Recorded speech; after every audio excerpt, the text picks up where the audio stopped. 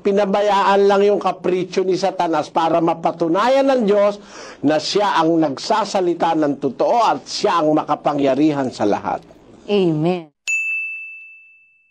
Magandang araw po sa inyong lahat, Sir JR po ng Usap-Usap University, and welcome back po sa ating pong mga lagi pong nagbabalik ng mga subscribers, yung mga laging nag-aabang dyan. Maraming salamat po sa laging panonood. At kung ikaw naman ay visitor, first time mo dito, welcome po kayo sa Usap-Usap University. Ang ating pong ginagawa rito, tayo po ay nakikinig ng mga religious discussions, mga preachings, mga sermon. And for this particular episode, I think this is a Bible study po yata ng MCGI. And this is actually in relation with our past episode, but tungkol nga po sa yung hindi sa Diyos at sa Diyos po. Kasi if you remember in our past video reaction, siguro mga 2 or 3 episodes back, I asked kung hindi kaanib ng simbahan, ibig sabihin ba nun sila ba ay nasa demonyo na sila o sa Satanas na po sila? So yun po yung ating pag-uusapan po sa ating episode ngayon. And like what I mentioned, tuloy po kayo sa mga visitors po natin. Please consider subscribing para po ma-inform po kayo immediately. Meron po kayong notification dyan kapag nag-upload po kami ng latest episode. So right now, we have actually almost 132,000 subscribers na po dito po sa U3. Kaya maraming salamat po sa inyong suporta. Sa akin pong background sa pag-aanalisa, ako po ay dating university debater sa loob po ng 3 taon mula po sa MSU IIT. Ako rin po ay nagdebate sa ABS-CBN News Channel at ako ay miyembro ng isang international public speaking organization, ang Toastmasters International. So ano pang hinihintay natin mga ka-U3? Samahan niyo po ako. Let us watch this video together. Let's go! Ngayon, ang ating puntahan yung ating paksa. Bakit walang taong matuwid na maaaring ibigay kay Satanas? Hindi pwedeng magkaroon ng gano'n na matuwid, hindi masama, bibigay kay Satanas. Bakit walang taong gano'n na ibibigay kay Satanas, matuwid? Lalo na nasa iglesia ka. Basahin mo yung 10:28-29 ng Juan, kapatid na Luz. At sila'y binibigyan ko ng walang hanggang buhay, at kailanmay hindi sila malilipol, at hindi sila aagawin ng sino man sa aking kamay.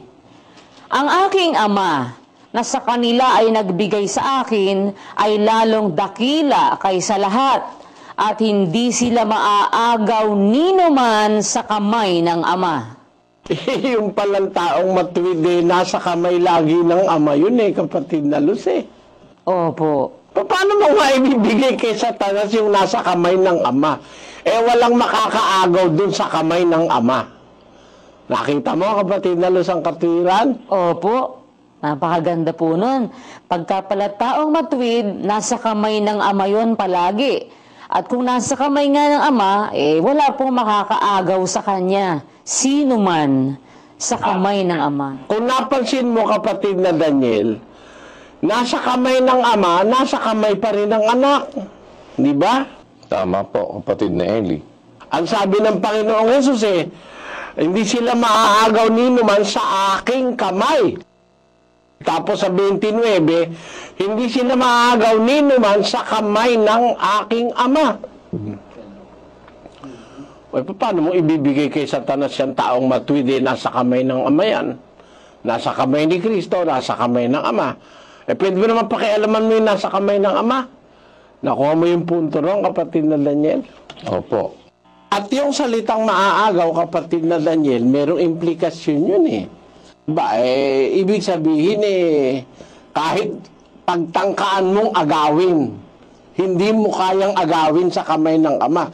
Ibig sabihin, mahigpit ang kapit ng Ama, hawak ng Ama, sa mga taong matutuwid. Okay, question. So here, Brother Elian, so yung implication so far, mahigpit daw yung hawak ng Ama sa isang taong mabuti. Ano po, sinasabi rin, hindi sila malilipol, walang sino mang makakaagaw. Question, if it is too tight, how can a good person stay away from the hand of God? So kung talagang napakahigpit, kailan ito luluwang? Kasi we know for a fact that some people may choose to not be there anymore. So ito po, based lang po ito sa play on logic, hindi sila pwedeng maago kasi mahigpit yung pagkakakapit. Will this be for all time? How about the person deciding to jump off the hand of God? And the other question is there a time na luluwang ang pagkakakapit ng Diyos na kung saan it's either pwede tayong maagaw o pwede tayong umalis? Mahigpit ang proteksyon, hindi kahit na gusto pang agawin ng kahit na sino, hindi maaagaw. More so, hindi ibibigay ng Ama yun. Di ba ganon, kapatid na Daniel? Opo. Kung yun ngang inaagaw na, hindi pa po makukuha sa kamay. Dahil nga sa pinoproteksyonan ng ama. Paano namang ibibigay kung inaagaw na nga, pinoproteksyonan pa, ibigay pa kaya? Parang hindi po yun ay logical at walang kahit na kapirasong common sense man lang kung gagamitan na lang din ng sentido common, kapatid na Eli. Oo, kaya nga, yung nagsasabi na makakabasa raw siya, taong mabuti, hindi masama, binigay kay Satanas. Wala nang logic, wala pang common sense. Tama ang tawag ko, bugok na itlog eh.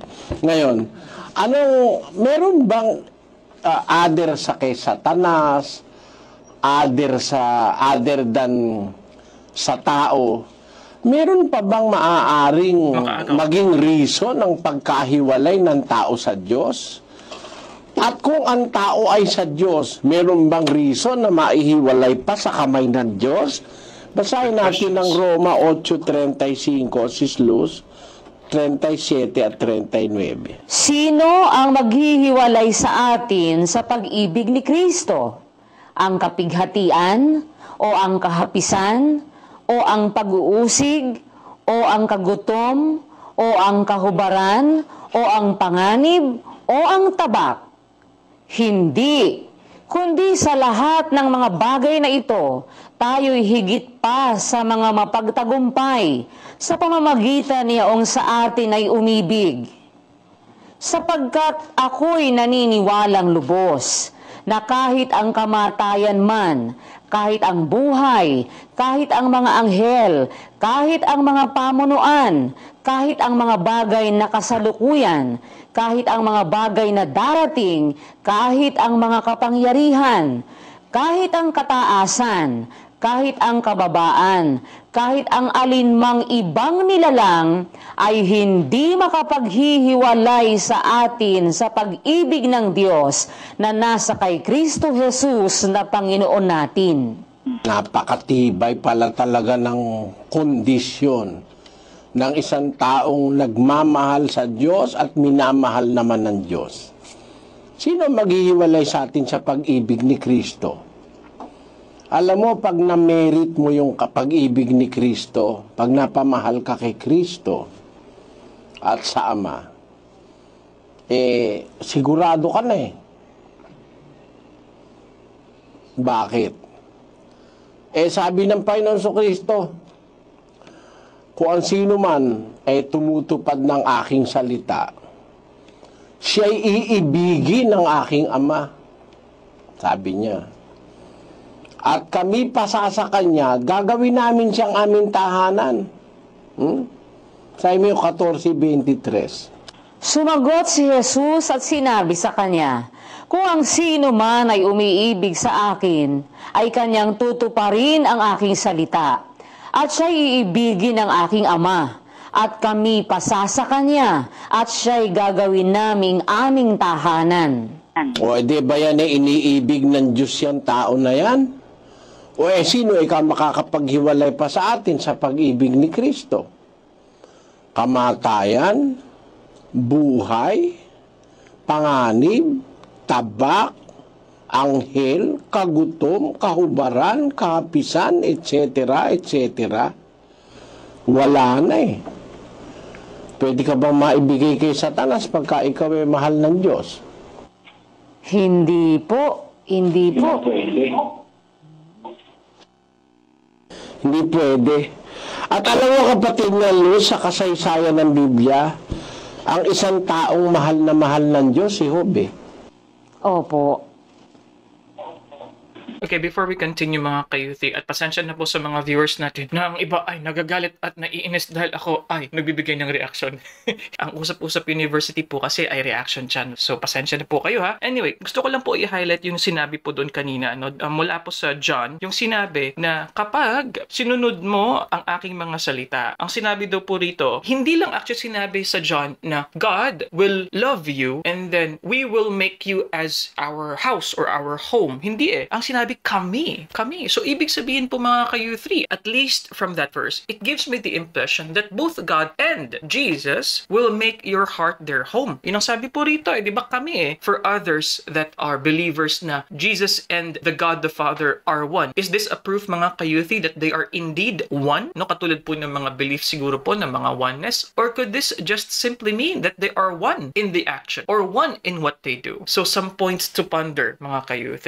But anyway, maganda po yung sinasabi ni Brother Eli as to the love of God. If God loves you and you love God, no one can separate. So kahit ano pa yan, tabak, kaubaran, paggutom, kapighatian, buhay, kamatayan, no one, nothing. No? Walang nilalang na makakapag-separate. Even angels, yun po ang sabi ni Brother Eli, which is interesting. So again, we go back to the main idea that walang mabuting maibibigay sa demonyo.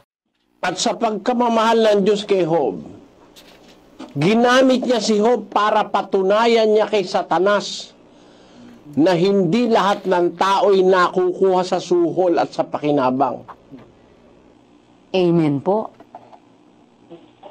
Sa pagmamahal niya kay Job, nakakatiyak siya kay Job kung anong klaseng tao. Sabi niya kay Satanas, basahin natin yung 2:6 ng Job. At ang Panginoon ay nagsabi kay Satanas, narito, siya'y nasa iyong kamay, ingatan mo lamang ang kanyang buhay. Para patunayan ng Diyos na, sabi kasi ni Satanas, kaya ka lang naman niya pinaniniwalaan at sinusunod dahil bibigyan mo siya ng mga pag-aari, pinasagana mo siya, kinulong mo siya, sabi. Sabi ng Diyos kay Satanas, sige, nasa kamay mo siya. Napansin mo ba ang aking lingkod na si Job? Walang gaya niya sa lupa.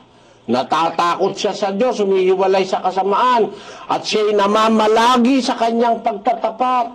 Bagaman ako'y kinilos mo laban sa kanya upang ilugmok siya ng walang kadahilanan. Sabi ni Satanas, balat kung balat, lahat ng tinatangkilik ng tao ibibigay dahil sa kanyang buhay. Sabi ng Diyos, narito, siya'y nasa kamay mo. Sige, gawin mo kung ano gusto mong gawin sa kanya, pero wag mo lang gagalawin ng buhay niya. Ayun, pinagkasakit ngayon ni Satanas si Job. Biro mong pagmamahal ng Diyos yung kay Job, nakakatiyak ang Diyos. Ang Diyos ba naman lalaban ba naman ng Diyos na alam niyang talo siya?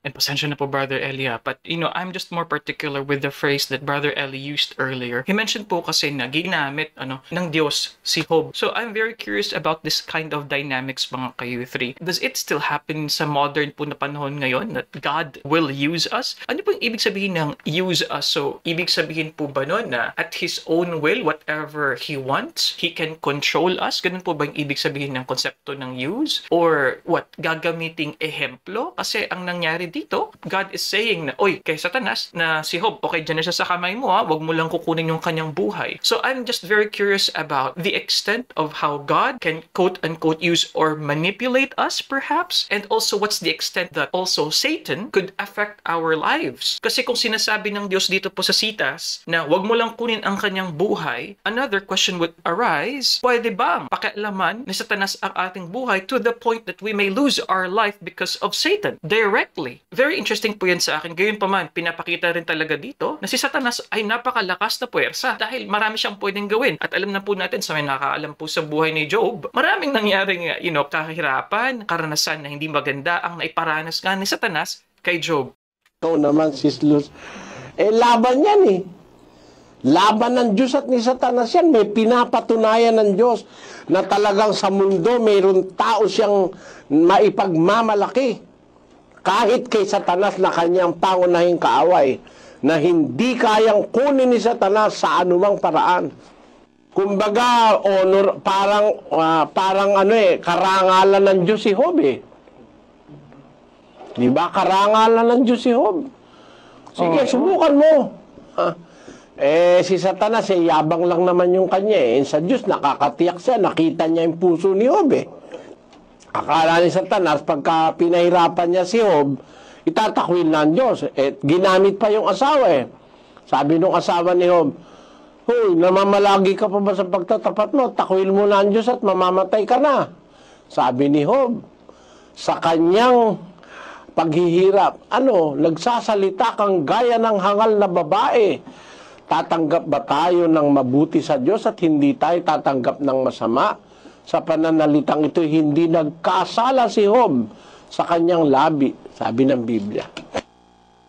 Bakit? Kasi, si Job, talagang tapat siya, nagtiwala siya ng buong buo sa kanyang Diyos. Sana, lahat ng tao, ganun, Sis Luz? Opo. Ganun ang pagtitiwala sa Diyos.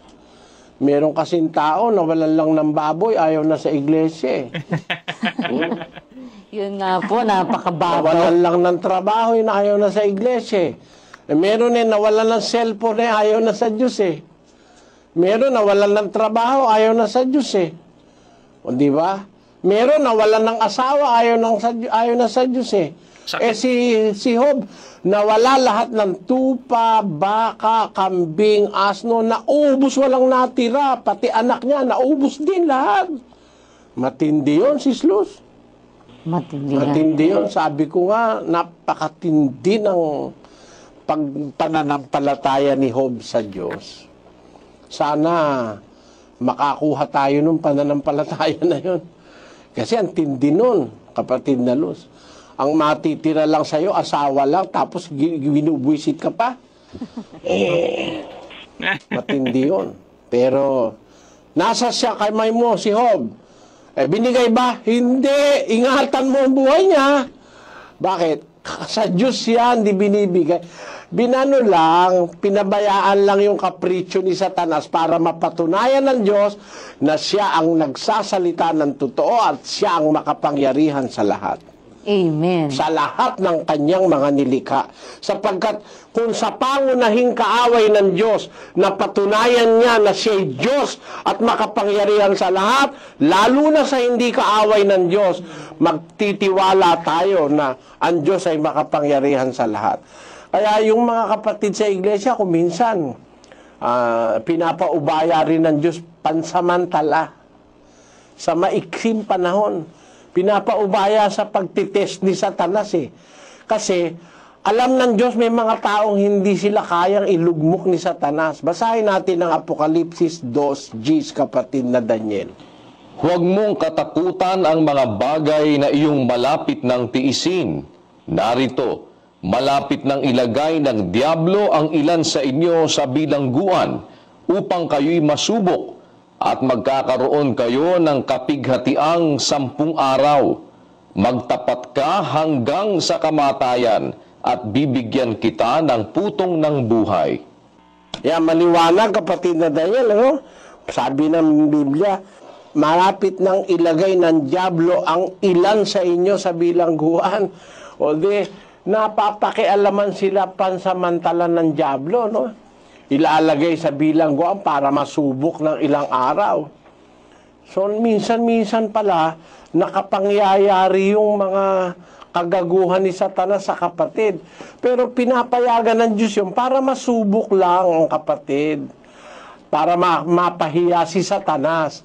Okay, so may mga katanungan lang po ako mga ka-youth before we continue. Katulad nga po nung na-mention ko kanina, it really also shows earlier, in testing quote-unquote Job, na makikita mo rin yung kapangyarihan din talaga, yung kalakasan ng puwersa ni Satanas. Sabi ko nga kanina dito, sa pag-uusap po ng Diyos at ni Satanas, sinabi ng Diyos na wag mo lang kunin ang kanyang buhay, pero kinuha ang buhay ng kanyang mga anak. Ang lupit naman nun. Pero that's the thing, like, would we still consider that as pagpapaubaya na kung saan talagang yung mga ibang buhay ay talagang nawala? Hindi ba parang masyadong malupit yun na test na binigay kung hinayaan man o kung pinaubaya man ng Diyos kay Satanas sa kanyang mga kapritsyo ang pwede niyang gawin? I also would like to know mga ka-youth, hindi lamang po sa members ng MCJ, kundi pati din po sa mga non-members, how do you look at Satan as a force? Kasi sabi ni Brother Eli, this is the enemy of God. Pero bakit po kaya sila parang may open line po sila ng communication, lalong-lalo na po sa nangyari po rito? Kasi the image of an enemy for me is someone that you really don't love. Gusto mong atakihin, gusto mong saktan, gusto mong lipulin dahil kaaway, di ba? So sana po ay makapag-comment po kayo ano po masasabi niyo po sa dynamics po ng good and evil, quote-unquote, Satan and then God, mga ka-youth.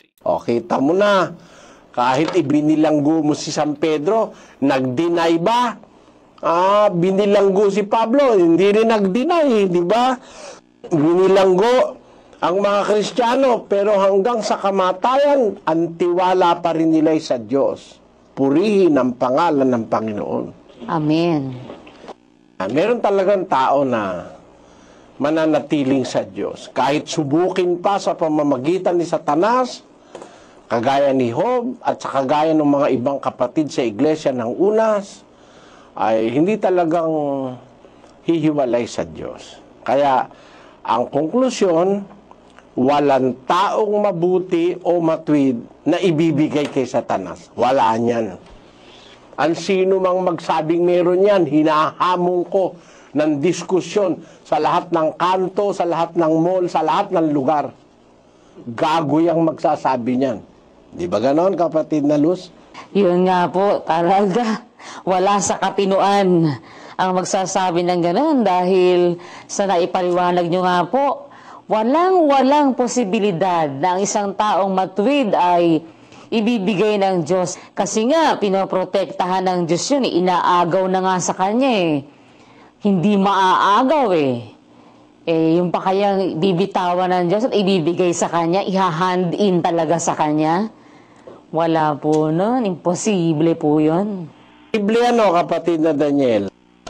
Opo, kapatid na Eli. At napakagandang bagay po nitong maintindihan ng bawat isa sa amin. Ito pong inyong mga itinuturo tungkol dito sa mga katwiran na ito. Lalo na yung dapat na maging pagtitiwala ng isang tao, ng isang kapatid, ng nakaliwanag ng katwiran ng Diyos doon sa magagawa ng Diyos. At kung tayo ay magpapatuloy na tutupad at iibig sa Diyos, ay hindi tayo maaagaw ng sino man sa kamay ng Diyos, sapagkat ito'y nasa pag-iingat ng kanyang mga kamay at kailanman ay hindi niya ibibigay ang isang taong matuwid, ang isang taong mabuti, ang isang taong umiibig sa kanya sa ika nga po malawak lalong konteksto yung ginawa ng apostol na si Pablo na kay Himeneo at kay Alejandro na ibinigay kay Satanas, hindi po ito mangyayari sa isang taong matuwid sa harap ng Panginoon, sapagkat sila'y nasa pag-ingat ng Diyos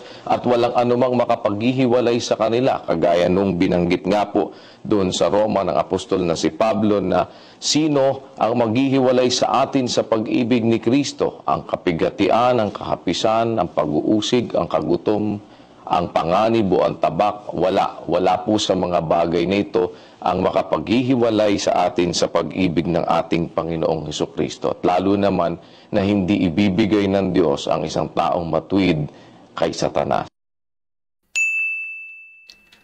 Okay mga ka-youth, ang iksi pala nun.